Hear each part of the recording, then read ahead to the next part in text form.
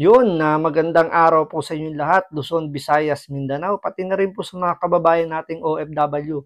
Welcome po sa panibagong reaction video dito sa Makapili TV.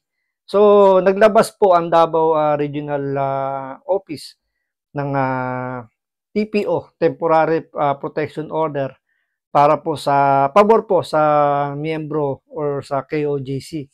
Pero hindi po ito ino-honor ng PNP, particular po ni Police Brigadier General Nicolas Torre. So, iginigiit nila na hindi daw yun, kumbaga, hindi makaka-apekto yun sa operation nila na hulihin si Pastor Kibuloy. So, doon pala makikita natin na talagang matibay yung paninindigan nila na mauhuli nila si Kibuloy doon sa loob ng compound ng KOJC dahil sa kahit na meron ng order yung korte, mukhang dinidisregard po ni General Torre yung order at mukhang wala siyang planong sundin yung utos ng korte. So yan po yung pag-uusapan natin ngayon. Kaya kung hindi ka pa nakasubscribe sa Makapili TV, pakipindot po muna yung subscribe button at the same time, palike na rin po ng video. Wala namang pong bayad dyan eh. So, pindot na. So ito, panoorin po natin tong balitan to at ano ba yung pwedeng gawin ng KOJC para sumunod lang itong PNP na ipatupad kung ano yung utos ng korte. Naglabas ng Temporary Protection Order ang Davao City Regional Trial Court Branch 15 pabor sa religious group na Kingdom of Jesus Christ ni Apollo Kibuloy kahapon. Sa court ruling, inatasan ng korte ang mga pulis na alisin ang kanilang mga barikada at harang sa pasukan at labasan ng compound. Ipinatitigil rin ang anumang aksyon ng PNP na banta sa buhay, kalayaan o seguridad maging sa ari-arian. So malinaw naman yung order ng korte na pinaalis yung mga barigada na nakakasagabal dun sa labas-masok ng mga tao sa compound ng KOJC. So pinapatanggal yung mga barigada dun. So yung barikada na yan, depende kasi kung anong klaseng barikada. So hindi siya specific na nakadetalye kung ano yung mga yun. Pero siyempre, ang barikada, yun yung mga siyempre nakaharang, di ba, para pigilan na makadaan or makalabas yung isang sasakyan o tao. So, whether tao yan or mga structure. So, siyempre, kapag sinabi mong tao, kapag yung tao dyan, luminya ng isang mahabang na pwedeng hindi makadaan yung tao. So, pwede silang ituring na isang barigada. So, pwede natin sabihin na kasama sila doon sa barigadang pinapaalis o pinapatanggal ng korte. So, pinatitigil din dito ng korte yung anumang mga mga pwedeng maka-apekto or pwedeng maging threatened to life, yung mga aktibidad dun sa loob na nakakasagabal na dun sa pamumuhay ng mga nandun sa loob ng KOJC. Kasi nga, hindi lang naman po kasi hindi lang naman niya simbahan yung nasa loob ng KOJC compound. Nakikita naman natin sa mga video tsaka sa mga sinasabi rin naman ng legal counsel na may mga bata sa loob, may mga senior citizen. So, kumbaga, maraming tao yung naapektuhan na dyan yung, kumbaga, yung security nila, yung kanilang privacy, marami nang nasasagasaan. So, yun yung utos ng korte na inuutos sa PNP na ipatupad na yon ng mga petitioner. Ayon sa korte, ang ipinatupad na kontrol at restriction ng PNP 11 sa compound ng KOJC at JMC ay paglabag hindi lamang sa property rights ng petitioners kundi pati na rin sa kanilang religious freedom at academic rights na ginagarantiyahan ng konstitusyon. So yun, base na rin doon sa court order, mukhang yung karapatan ng religious community medyo nasasagasaan ng PNP. Kaya ino-orderan na sila ng korte na ipatupad yung yung Temporary Protection Order. Hence, this court under the supervision sees that the urgency to direct the PNP Region 11 11 to immediately cease and desist from any. So, immediately, desist and desist order na po. Ibig sabihin, ASAP po yan. Hindi yan pwedeng pag-antayin pa. So, right away dapat yan, pagbaba ng court order, dapat ipatupad na kagad yung order na yan. Pero mukhang hindi yata yun yung pagkakaintindi ni General Torre. Or omission that threatens the life, liberty, or security as well as the properties of the petitioner. Matapos maisilbi ng Office of the Clerk of Court ang order, agad nag-usap ang abogado ng KOJC na si Attorney Israelito Torion at Pier 11 Regional Director Police Brigadier General Nicolas Torre III. No worries about that. Okay. Hindi talaga kayo alis. Unless there is a specific order for us to vacate the property or to vacate the compound and stop the implementation of the warrant. Primo, wala naman daw specific na utos yung korte na ipatigil daw yung na kumbaga walang specific order na kailangan daw bakantehin ng PNP yung compound. Wala raw inutos yung korte na gano'n na umalis na daw yung mga pulis. So iba yung pagkakaintindi ni General Torre dun sa court order na inilabas ng korte. So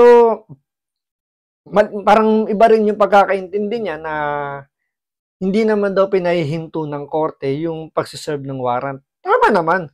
Wala namang sinabi dun sa court order na itigil yung pagsiserve ng warrant to. Para kasi warrant is warrant. Kahit pa tumagal yan ng 10 taon, 20 years, warrant is warrant. Kailangan po ipatupad yan. Pero ano ba yung konsepto kasi ng warrant? Kapag positively identified mo, nandoon talaga yung tao. Nakita mo na in person. Huhulihin mo na lang. Ang problema kasi, hindi nyo pa nakikita si Kibuloy ng in person doon mismo sa loob ng compound. Naghihinala lang kayo na nandoon lang si Kibuloy sa loob. So, ibig sabihin, mali yung warrant na hawak ninyo. Kung ang hawak ng warrant is arrest warrant, hindi siya applicable na hanapin nyo doon, iserve nyo yun as parang galugarin yung area. So, kailangan nyo i-secure is yung search warrant.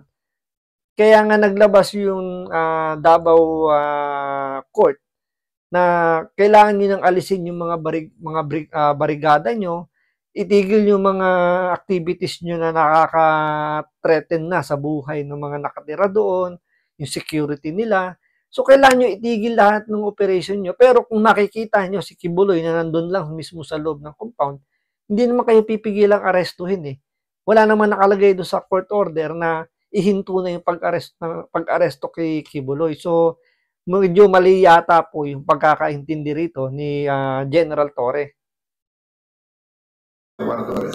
We have agreed to disagree. Yes, sir. Thank you, Attorney. Sa isang hiwalay na panayam, sinabi naman ni Interior and Local Government Secretary Benner Abalos na hindi titigil ang mga pulis sa paghahanap sa puganting si Kibuloy. Anya, susundin nila ang utos ng korte hinggil sa mga barikada, ngunit mananatili pa rin ang mga pulis sa compound.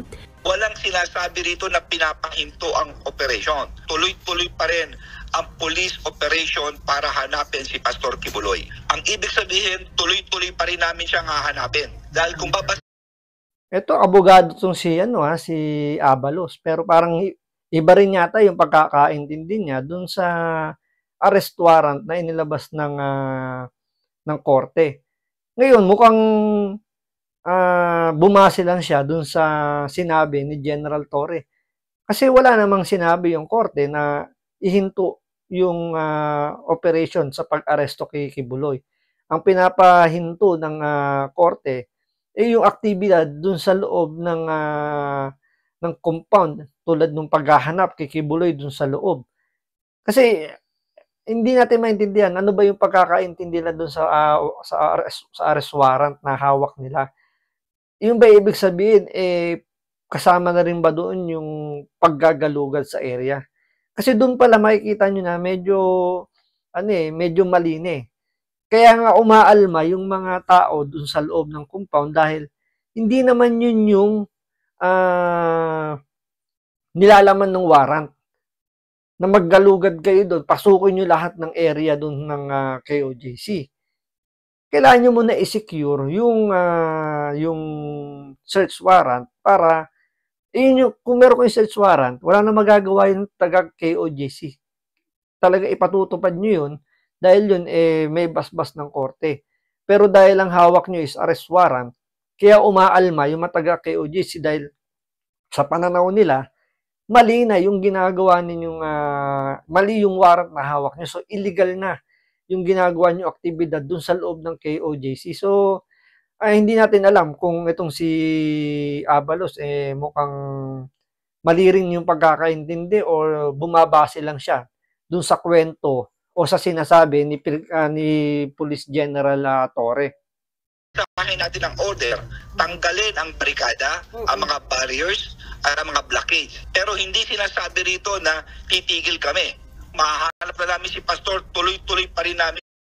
No, pinaninindigan din niya. Parang sila na script ni Torre na pinaninindigan na nandun lang din si Kibuloy sa loob ng compound ng KOJC. At hindi naman daw, kumbaga, yung pinapatanggal lang daw ng korte is yung mga barigada. Yung mga pulis, part din ng barigada yan kapag yan nakapwesto na isang mahaba. Diba? Kalimbawa, may nag-rally, diba? Humaharang sila dyan sa gitna. Part na ng barigada yun eh. So, yun yung pinabubuwag ng korte. So, ganun talaga ang abogado, iba-iba pagkakaintindi sa mga sinasabi ng batas. So, pagalingan na lang talaga dito. So, hintayin natin kung ano yung magiging action dito ng legal counsel ng KOJC. Ang paghahanap kay Pastor Kibuloy. Kiit ng kalihim, malapit na nilang matagpuan si Kibuloy kaya't hindi maaaring itigil ang operasyon. Maghahain din. Ayan tingnan nyo, nakaharang yung mga pulis. Hindi ba barigada ang tawag dyan? Yan yung pinabubuwag ng korte. Kasi nga hindi na malayang nakakagalaw yung mga tao dyan sa loob ng compound. At the same time, nagkukos na ng traffic, nakakakos na rin sila ng trauma, natitreaten na yung security ng mga tao sa loob dahil parang anytime, kumbaga nararamdaman nila anytime papasok ka ulit sa loob ng compound yan, yung ganyang karaming pulis. So, andoon, pasok yun sa sinasabi ng korte na hindi maintindihan ni Police General Torre tsaka ni Abalos na pagbuwag doon sa barigada nagnilagay ng PNP. Anya sila ng motion para i-clarify ang naturang kautusan dahil may hawak din silang warrants of arrest mula sa korte. Tugon naman ni Attorney Torion. We will be filing an appropriate manifestation with motion, perhaps an order for him to be cited in contempt. Lalayin mo na. So, yun. Yan yung pinaka-last option ni Attorney Torion na talagang i-clarify na sa, kumbaga, igawin na specific ang order ng korte para maging malinaw po. At the same time, pinapasite in contempt na ni Attorney Torion itong mga official po ng PNP kasama si Abalos.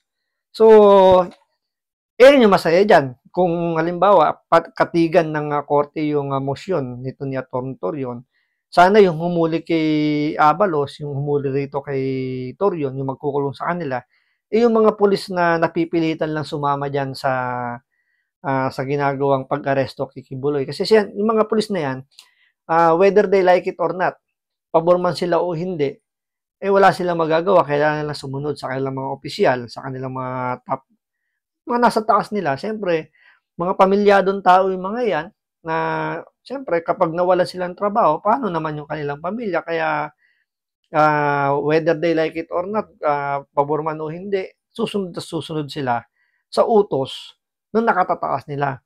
Ang lagi kong ang hiling dyan, sana lagi lang nating hiling na wag naman sanang idamay yung mga pulis na nasa mabababang ranggo, yung mga nandiyan na sumusunod lang sa utos ng kanilang mga opisyal. Dahil siyempre, yun talagang kalakaran sa PNP, di ba? Kailangan nilang sumunod sa utos na nakatataas kasi pwede silang sibakin, insubordination po yung pwede ikasa sa kanila. So, kawawa naman po yung kanilang mga pamilya. Kaya sana po kung medyo magsasampa ng kaso, sana yung mga top official lang ng PNP para hindi naman po kawawa yung mga pulis natin na sumusunod lang naman sa utos ng kanilang mga top official. So, hanggang dito lang po muna. Maraming salamat sa panonood. Ingat po kayo lagi. God bless.